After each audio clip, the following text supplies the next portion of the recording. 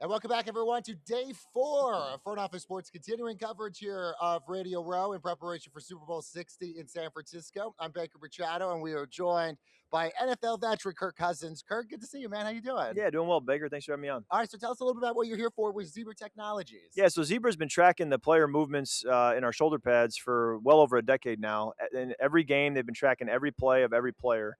And so I found out years ago the fastest I've ever run in a game was 19.01 miles per hour, which Wait, you found Zebra's that just data. recently? No, I found out when after the game they told me, but okay, because they're okay. tracking live, every play, you can find that out the next day. How fast was I in that game? So that's the best I've ever been able to do. Never been able to beat that. But Zebra's the reason we can even track that data, and so we've been using it now more recently with both the Vikings and now I'm with the Falcons for sports science to kind of know the high speed yards guys are doing, if they need to do more to get back from an injury, if they need to do less to stay fresh. But we kind of, instead of just using how the player is feeling or how the coach is feeling, we can now use, objective science from Zebra to really know, okay, this is what the guy needs to do to be able to be better as for acceleration or speed or whatever it may be. So it's kind of cool to have that data because when I came in the league, we didn't have it, and now it's become a daily piece of information that performance coaches are using to take care of us as athletes. And yeah, so it's been a great addition to the NFL. I'm sure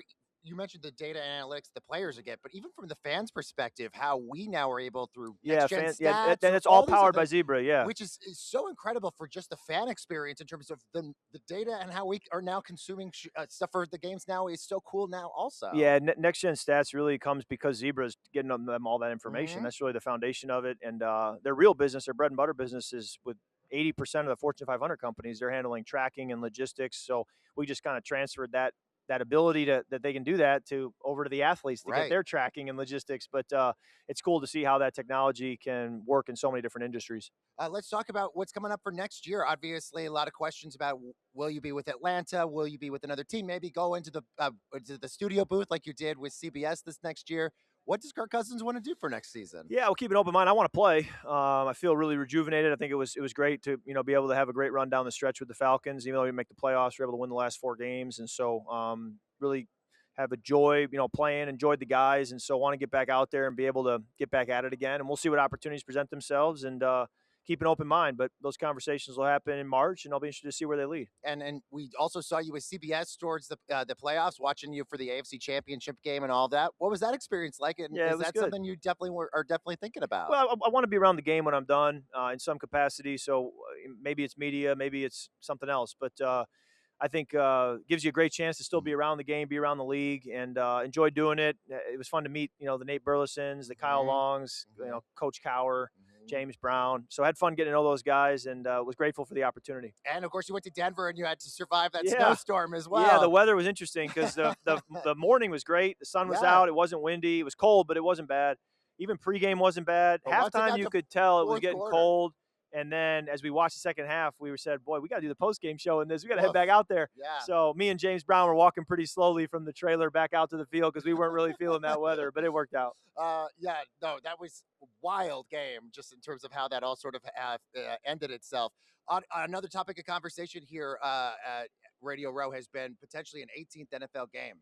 Commissioner Roger Goodell insinuated that that's been a topic of conversation. You have Robert Kraft saying it seems like it's inevitable, but almost every player I've talked to, from Patrick Surtain to DeMarcus Lawrence, don't seem like they're really on board with it. More so from a concern from an injury perspective. I guess what's your take on that? Do you support an 18th NFL game, or are there some hurdles there?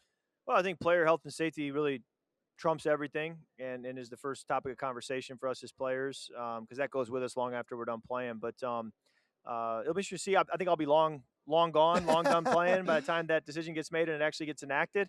But the question I have yet to have answered is, what are we getting in return?